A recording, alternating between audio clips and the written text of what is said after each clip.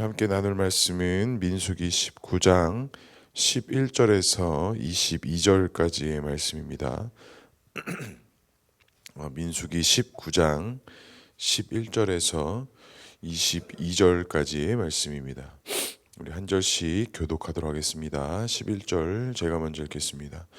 사람의 시체를 만지는 자는 이레 동안 부정하리니 그는 셋째 날과 일곱째 날에 잿물로 자신을 정결하게 할 것이라. 그리하면 정하려니와 셋째 날과 일곱째 날에 자신을 정결하게 하지 아니하면 그냥 부정하니, 누구든지 죽은 사람의 시체를 만지고 자신을 정결하게 하지 아니하는 자는 여호와의 성막을 더럽힘이라. 그가 이스라엘에서 끊어질 것은 정결하게 하는 물을 그에게 뿌리지 아니하므로 깨끗하게 되지 못하고 그 부정함이 그대로 있음이니라. 장막에서 사람이 죽을 때의 법은 이러하니, 누구든지 그 장막에 들어가는 자와 그 장막에 있는 자가 이레 동안 부정할 것이며, 뚜껑을 열어놓고 덮지 아니한 그릇은 모두 부정하니라. 누구든지 들에서 칼에 죽은 자나 시체나 사람의 뼈나 무덤을 만졌으면 이레 동안 부정하리니, 그 부정한 자를 위하여 죄를 깨끗하게 하려고 불사른 재를 가져다가 흐르는 물과 함께 그릇에 담고, 정결한 자가 우슬초를 가져다가 그 물을 찍어 장막과 그 모든 기구와 거기 있는 사람에게 뿌리고, 또 뼈나 죽임을 당하는 자나 시체나 무덤을 만지는 자에게 뿌리되, 그 정결한 자가 셋째 날과 일곱째 날에 그 부정한 자에게 뿌려서 일곱째 날에 그를 정결하게 할 것이며, 그는 자기 옷을 빨고 물로 몸을 씻을 것이나 저녁이면 정결하리라. 사람이 부정하고도 자신을 정결하게 하지 아니하면 여호와의 성소를 더럽힘이니, 그러므로 회중 가운데서 끊어질 것이니라. 그는 정결하게 하는 물로 뿌림을 받지 아니하였은즉 부정하니라. 이는 그들의 영구한 율례니라. 정결하게 하는 물을 뿌린 자는 자신의 옷을 빨 것이며, 정결하게 하는 물을 마시는 자는 저녁까지 부정할 것이며. 함께 읽겠습니다. 부정한 자가 만진 것은 무엇이든지 부정할 것이며, 그것을 만지는 자도 저녁까지 부정하니라. 아멘. 오늘도 말씀과 기도의 자리에 나오신 성도님들을 사랑하고 축복합니다. 본문의 말씀을 통해서 주님의 귀한 음성 듣는 시간 되기를 소망합니다. 어제의 말씀에 이어서 이제 시체를 만지는 자가 어떻게 하나님 앞에서 그 정결함을 위해서 어떤 과정을 걸쳐야 되는지에 대한 이야기를 담고 있습니다. 근데 우리가 읽었듯이 잘 알듯이 광야에서나 이스라엘 백성들이 살아가면서 그 시체를 만져야 될 일이 사실은 상당히 많이 있을 수밖에 없습니다. 그 많은 인원들이 광야에서 죽은 자도 많고 그 안에서 쓰러진 자들도 많았기 때문에 이 시체를 부득이하게 만져야 되고, 또 장례를 치르다 보면 부득이하게 또 시체를 만져야 되는 여러 가지 상황들이 사실은 많이 있었죠. 근데 왜 하나님께서 이 시체를 만지는 것에 대해서 부정한 것으로 여겼고, 그 부정한 것을 만지는 자를 정결하기 위해서는 이레 동안, 즉 7일 동안 그가 깨끗하게 하기 위해서 이 여러 가지 과정들을 걸쳐야 되는데, 이렇게 복잡하고 어떻게 보면 귀찮은 이 과정들을 세우셔서 그 부정한 자와 정결한 자의 어떤 그런 사이의 과정들을 두며 이스라엘 백성들에게 어찌 보면 되게 귀찮을 수도 있는 이런 정결 의식들을 왜 세우셨는가, 우리가 이런 궁금증들을 품지 아니할 수가 없습니다. 여러 가지들을 상상해 보면 이스라엘 백성들이 광야에서 그들의 삶과 그들의 믿음과 신앙, 즉 언약의 약속을 붙잡기 위해서는 여러 가지 장치들이 사실은 그들 가운데 필요했다라는 것이죠. 하나님의 백성이 되고 하나님의 거룩한 믿음의 길을 걸어간다라는 것이 사실은 말에서만 끝나고 말에서만 시작될 수 있는 것이 아니라, 그 시작된 믿음과 소망의 길, 그 언약의 길이 어찌 보면 쉽지 않은 것이기 때문에 하나님께서는 이스라엘 백성들이 그 길을 걸어갈 수 있도록 여러 가지 장치들을 마련해 주셨는데, 어찌 보면 그 중에 하나가 이 시신을 만지고 나서의 정결 의식을 갖는 이 과정도 하나님께서 어떻게 보면 이스라엘 백성들을 그 언약의 백성으로서 언약의 길로서 가게 하기 위한 하나의 장치로 만들어 주신 하나님의 은혜의 길이지 않을까 우리가 생각해 볼 수가 있습니다. 왜냐하면 우리가 예수님께서 이 땅에 오셔서 십자가에서 죽으시고 부활하신 그 보혈의 은혜로 말미암아, 그 보혈의 은혜와 축복으로 말미암아 우리가 구원받을 수 있는 것처럼, 어찌 보면 이스라엘 백성도 그 죽음이라는 죄의 결과로 얻어지는 그 죽음의 시체와 시신을 만진 이후에 그 부정한 것을 어찌 보면 하나님께서 정하신 규례의 방법대로 깨끗하게 해야만 하나님께 다시 나아갈 수 있는 은혜의 길을 걸어갈 수 있었기 때문에, 어찌 보면 이 시신을 만지고 시체를 만지고 이 정결 의식을 하는 것은 이스라엘 백성들에게서 되게 중요한 정결 의식, 정결 규례였다라는 것을 우리가 알 수 있습니다. 하지만 이것보다 더 중요한 것이 있다면, 하나님께서 이렇게 정결 규례와 의식을 세워주셨음에도 불구하고 아마 이스라엘 백성들 중에 일부는 그 정결 의식을 치르는 것에 대해서 상당히 귀찮거나 안일하게 생각하는 자들이 있었다라는 것입니다. 왜냐하면 오늘 말씀에 보니까 그것을 하지 않았을 때에 나타나는 결과들을 하나님께서 분명히 경고하시거든요. 12절에도 이렇게 말씀합니다. 그는 셋째 날과 일곱째 날에 제물로 자신을 정결하게 할 것이라.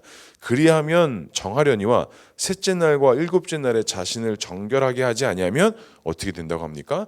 그냥 부정한 자가 된다고 합니다. 겉으로는 어떤 변화가 나타나지 않지만 그가 부정한 자, 시신을 만짐으로써 부정한 자가 될 것이라고 말씀하셨고, 그가 7일 동안 그 과정 속에서 자신을 정결하게 하지 아니하면 외형적으로는 아무 문제가 없을지 모르나 내적으로는 그는 어떠한 자라고 말씀하시는 거예요? 부정한 자라고 말씀하시는 거예요. 이보다 더 큰 문제는 13절입니다. 누구든지 죽은 시체를 만지고 자신을 정결하게 아니하는 자는 여호와의 성막을 더럽히는 자다라고 말씀합니다. 외형적으로는 아무 변화가 없지만 정결하게 하지 아니하는 자는 무엇을 더럽히는 자래요? 하나님의 성전, 하나님의 장막을 더럽히는 자가 된다라고 이렇게 말씀합니다. 이보다 더 큰 징벌은 그 13절 중반에 이렇게 말씀합니다. 그가 이스라엘에서 끊어질 것은 정결하게 하는 물을 그에게 뿌리지 아니하므로 깨끗하게 되지 못하고 그 부정함 그대로 있음이니라 라고 말씀하시면서, 이스라엘 백성에서 끊어진다라는 것은 무엇을 말하는 것이냐? 언약 백성으로서의 끊김을 이야기하는 것입니다. 즉 하나님의 약속의 자녀로서의 삶이 아니라 그것과 끊어진 자의 삶이 부정한 자의 삶이 된다라는 것이죠. 분명히 하나님께서 이렇게 경고하셨고 이렇게 말씀하셨음에도 불구하고 하나님께서는 이스라엘 백성들은 그들 가운데 이것들을 지키지 아니하는 자들이 분명히 있었다라는 것이죠. 그런데 여기서 또 우리가 질문해 보고 싶은 것은 이 개인적인 부정함이 어떻게 이스라엘 백성, 언약 백성에서의 끊어지는 문제까지 갈 수 있느냐? 왜 하나님께서는 그것을 개인의 문제까지 영역을 제한하지 아니하시고 왜 공동체의 영역까지 그것을 두셨냐라는 것이에요. 그만큼 하나님께서는 하나님께서 정하신 법과 또 이 정결 규례와 또 이 시신을 만지고 시체를 만졌을 때 깨끗해져야 되는 이 일들이 너무나도 중요한 것은 개인의 문제뿐만이 아니라 공동체의 영역까지도 하나님께서 분명히 문제를 삼으셨다라는 것입니다. 참 이 문제와 이 사건들을 보게 되면 이 시대에 우리를 살아가고 있는 우리들의 모습도 생각해 볼 수가 있습니다. 왜냐하면 우리의 가정도 그렇고 우리의 교회, 우리의 공동체도 그렇고 이 보이지 않는 영적인 흐름이라는 게 있습니다.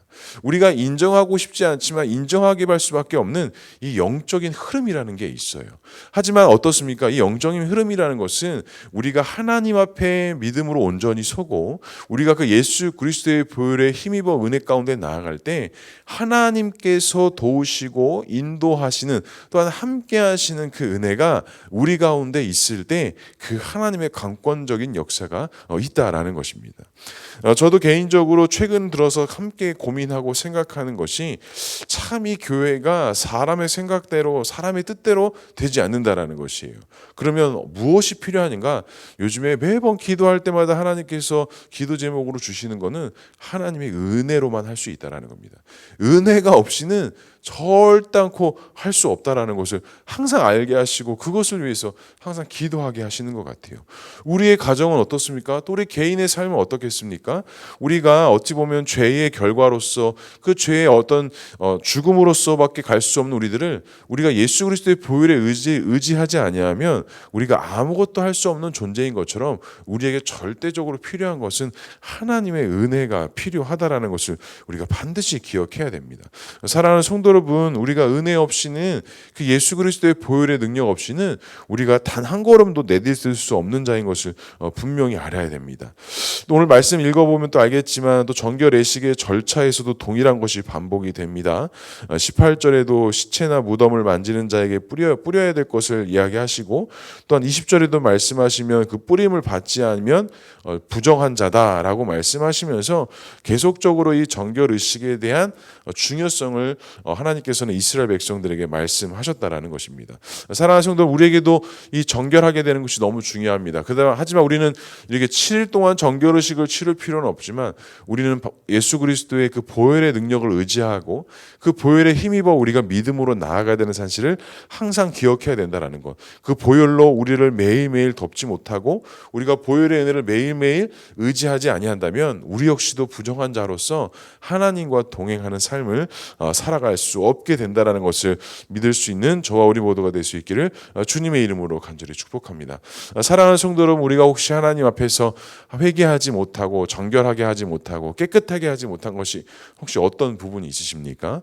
오늘 기도할 때, 또 오늘 하루의 삶을 살아갈 때 오늘 말씀 기억하면서 우리가 하나님 앞에 정결하고 깨끗한 삶을 살아갈 수 있도록 다시 한번 주 앞에 회개하고 다시 한번 결단하고 그렇게 헌신하며 나아갈 수 있는 오늘 하루 또 우리 모두가 될 수 있기를 주님의 이름으로 간절히 축복합니다. 기도하겠습니다. 사랑과 은혜가 풍성하신 하나님 아버지, 은혜를 감사합니다. 우리를 예수 그리스도의 보혈의 은혜로 깨끗하게 하시고 언제나 하나님과 동행할 수 있는 귀한 은혜의 삶을 열어가게 하시니 주님 감사합니다. 다시 한번 기도하며 간구하는 것은 하나님, 우리가 매일매일 그 예수 그리스도에 힘입어 믿음으로 나아가기를 결단하며 나아갑니다. 다른 것 붙잡고 다른 것 의지하는 것이 아니라 우리의 생명과 우리의 새 호흡과 우리의 모든 것 되시는 그 예수 그리스도의 보혈을 의지하고 믿음으로 주께 나아가오니 우리와 함께하여 주시고 우리를 보호하시고 우리를 인도해 주셔서 언제나 주님의 도우심과 능력 가운데 거하며 나아갈 수 있는 우리 모두가 될 수 있도록 주님 인도하여 주시옵소서. 우리 교회를 위해서 기도합니다. 주님께 세우신 이 교회가 거룩한 공동체, 하나님의 은혜를 사모하는 공동체 될 수 있도록 인도해 주시고 모든 것들을 진행하고 모든 것들을 함에 있어 오직 예수님만을 의지하고 하나님의 도우심과 인도하신 가운데 순종하는 교회와 공동체 되어줄 수 있도록 주님 인도하여 주시옵소서. 더욱더 말씀 가운데 거하게 하시고 더욱더 기도하는 가운데 우리가 세워지게 하셔서 그 주님의 도우심과 인도하신 가운데 승리하는 삶을 살아갈 수 있는 우리 모두가 될 수 있도록 주님 인도하여 주시옵소서. 우리 성도들의 삶과 우리들의 가정, 개인의 일터와 모든 것 가운데 주님 도우심의 은혜가 있게 하시고 특별히 우리 환우들을 위해서 하나님께서 붙잡아 주시고 육신의 연약함 때문에 고통받고 힘들어하고 있는 성도들을 주님께서 위로하셔서 다시 한번 주님의 도우심과 회복되심의 은혜가 있게 하시고 하나님 앞에 믿음의 경건함으로 나오는 우리 귀한 성도들 되어줄 수 있도록 주님 인도하여 주시옵소서. 오늘 하루의 삶도 주님께서 함께 하실 것을 믿사오며 이 모든 말씀 예수 그리스도의 이름으로 기도합니다.